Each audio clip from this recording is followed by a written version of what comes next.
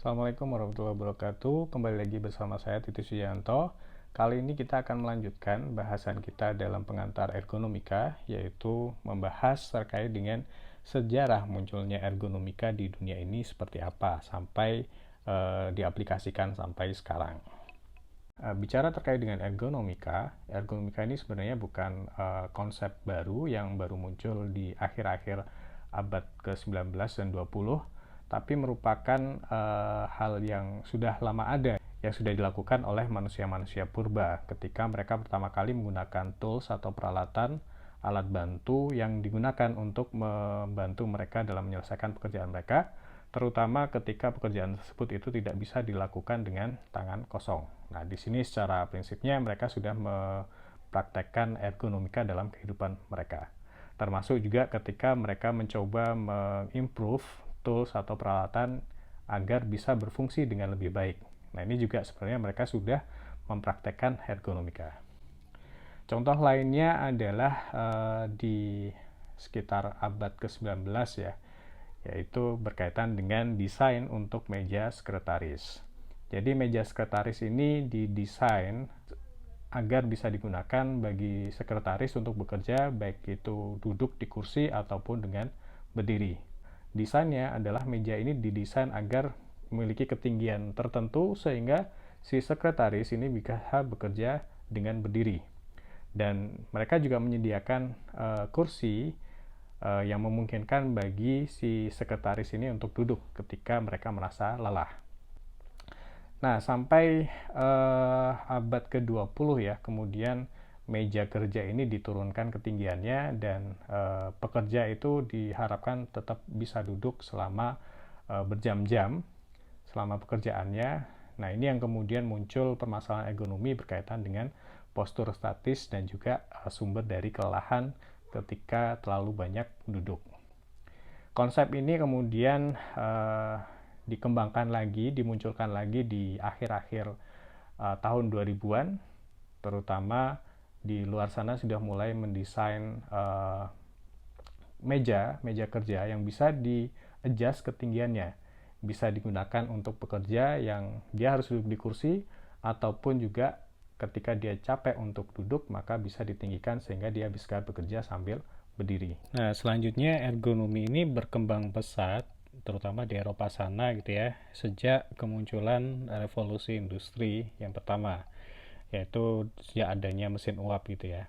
Nah, mesin uap ini tentunya membantu produksi massal, namun mesin-mesin uap ini tidak bisa dikerjakan atau tidak bisa beroperasi tanpa adanya bantuan manusia.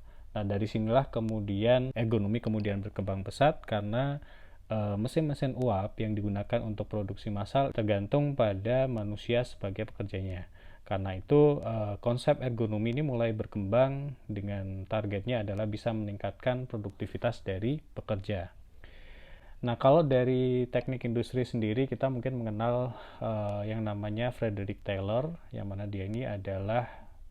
beliau ini adalah bapak scientific management yang mencoba memperkenalkan konsep evaluasi pekerjaan yang tujuannya adalah untuk menentukan one best way ketika mereka melakukan pekerjaan, dengan targetnya adalah bisa meningkatkan produktivitas pekerja dan juga bagi pekerja sendiri itu mereka mendapatkan kesejahteraan dengan kenaikan wage-nya atau gajinya. Nah, dari sini kita bisa lihat bahwa konsep ergonomi yang dikenalkan oleh IEA bahwa targetnya adalah untuk mengoptimalkan sistem performance, dalam hari ini adalah produktivitas, dan juga meningkatkan human well-being ya, yaitu kesejahteraan bagi pekerjanya.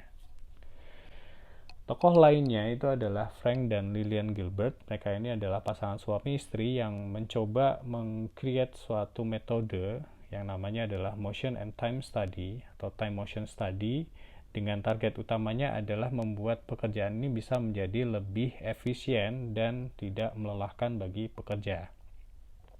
Salah satu karya beliau berdua ini adalah bagaimana mereka mencoba mengimprove cara kerja dari seorang tukang gitu ya, tukang konstruksi yang memasangkan batu bata dengan cara mengurangi pekerjaan-pekerjaan atau aktivitas-aktivitas gerakan yang tidak efektif, termasuk juga melakukan relayouting sehingga pekerja konstruksi ini bisa melakukan pemasangan batu bata menjadi lebih cepat.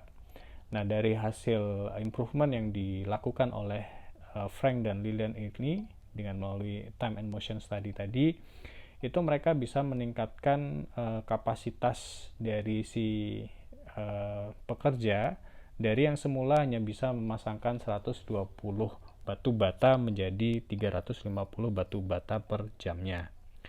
Nah, Lilian Gilbert sendiri ini dikenal sebagai the first lady of engineering, yang mana dia ini adalah seorang psikologis yang berkontribusi banyak pada perkembangan ergonomi, terutama yang berkaitan dengan work design atau desain dari pekerjaan.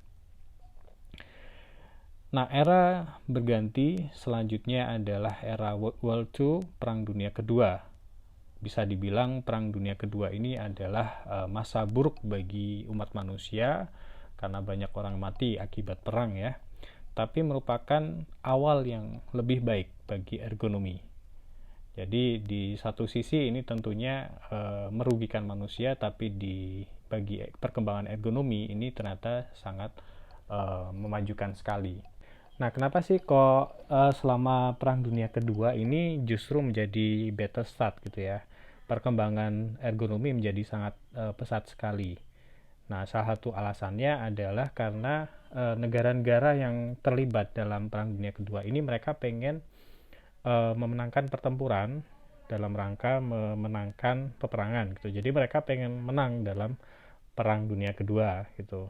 Nah, untuk tujuan itu akhirnya mereka banyak melakukan temuan-temuan, desain ataupun termasuk bagaimana mereka merancang suatu sistem peralatan tempur dan lain-lain yang menggunakan prinsip-prinsip human machine interaction. Salah satunya adalah di pesawat gitu ya, pesawat tempur. Di mana pesawat tempur ini bisa dibilang interface yang ada di sana di dalam kokpitnya itu sangat complicated gitu.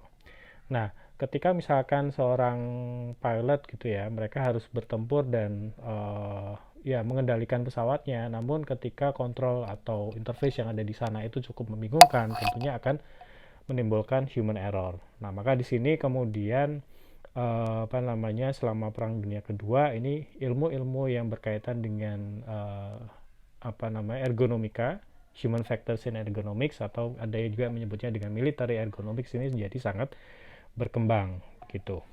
Pasca Perang Dunia Kedua, fokus penelitian terkait dengan ergonomik ini bergeser dari yang semula adalah berfokus pada military ergonomics, kemudian berganti menjadi penelitian-penelitian yang berkaitan dengan worker safety, keselamatan pekerja, dan juga produktivitas.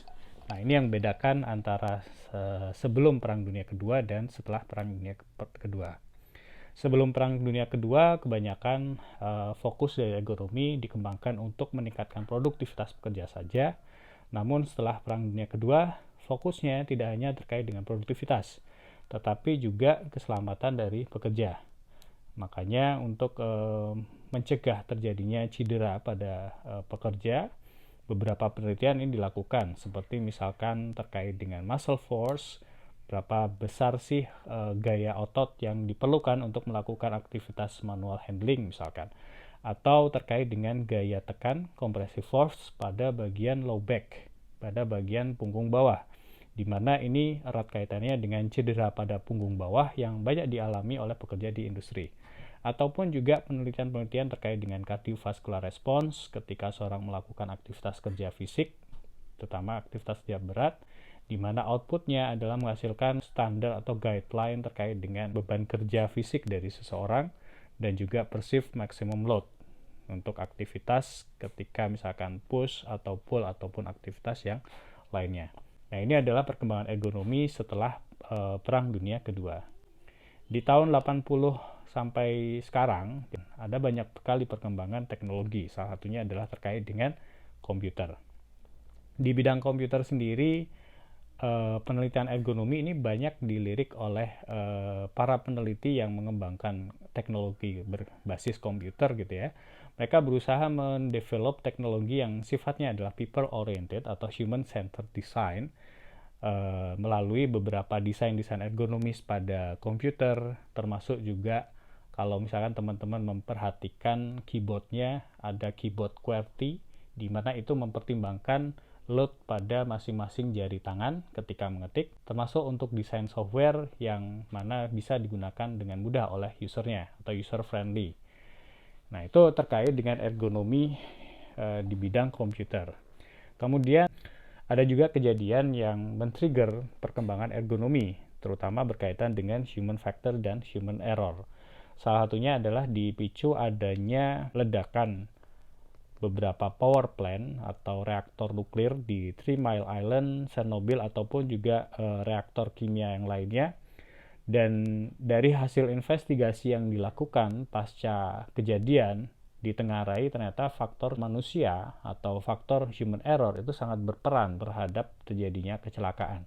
Makanya di era-era ini kemudian mulai bermunculan riset yang berkaitan dengan human errors, di mana tinjauannya ini mungkin mulai melibatkan tidak hanya fisik tapi juga kognitif atau psikologi. Beberapa penelitian ini mulai terfokus pada human error, kemudian human modeling, termasuk juga situational awareness yang erat kaitannya dengan memicu terjadinya human error pada suatu performance system. Nah, di sisi lain ada kebutuhan terkait dengan expert yang bisa menjelaskan terkait dengan human behavior. Nah, ini juga dipicu terkait dengan adanya kecelakaan yang terjadi yang berhubungan dengan human factors ya. Banyak expert yang kemudian dibutuhkan untuk menjelaskan hal-hal tersebut, termasuk juga kejadian-kejadian terkait dengan kecelakaan yang mana beberapa hal itu dikaitkan dengan adanya defective design ataupun human errors, dan ini yang kemudian berkembang sampai sekarang. Nah, meskipun ergonomi ini berkembang sudah cukup lama, tapi awareness terhadap ergonomi sendiri sebenarnya masih kurang di masyarakat. Di sini ada good news dan bad newsnya. Good newsnya adalah public awareness terkait dengan ergonomi ini mulai mengalami peningkatan. Jadi dalam beberapa tahun terakhir, ya 20-an tahun terakhir ya, banyak orang yang sudah mengklaim bahwa mereka meng-create atau menjual produk yang ergonomis. Dan ergonomi itu merupakan salah satu hal atau poin penting dari produk yang mereka desain. The bad news-nya adalah seringkali understanding terkait dengan ergonomi ini sangat terbatas. Sama seperti yang saya jelaskan di video sebelumnya, bahwa kebanyakan mungkin orang berpikiran bahwa ergonomi itu erat dikaitkan dengan kursi, padahal sebenarnya lebih dari sekedar kursi ataupun sekedar kenyamanan gitu ya. Nah, ini yang kemudian memicu terjadi yang namanya voodoo ergonomics. Apa itu voodoo ergonomics? Nah, voodoo ergonomics di sini maksudnya adalah adanya klaim terkait dengan produk atau sebuah sistem kerja ataupun apapun itu sistem gitu ya, yang dianggap itu didesain secara ergonomis, tetapi sebenarnya ini melanggar aturan atau filosofi dari ergonomi sendiri. Nah, sebagai contoh, kalau di sini adalah gambar sikat gigi. Ada yang tahu nggak kira-kira permasalahan terkait dengan ergonomi atau filosofi ergonomi apa yang dilanggar dari produk sikat gigi ini? Contoh lain voodoo ergonomics adalah ini, mungkin sekedar komik ya, di mana seseorang itu mencoba menjelaskan ergonomics itu efeknya terhadap produktivitas. Nah, kebanyakan dari orang itu hanya memaknai ergonomi itu secara tekstual, bukan secara kontekstual. Akibatnya seorang itu dipaksa seolah-olah bekerja secara ergonomis meskipun sebenarnya itu bukan hal yang ergonomis. Nah, itu terkait dengan perkembangan ergonomi sampai mungkin menjelang era industri 4.0.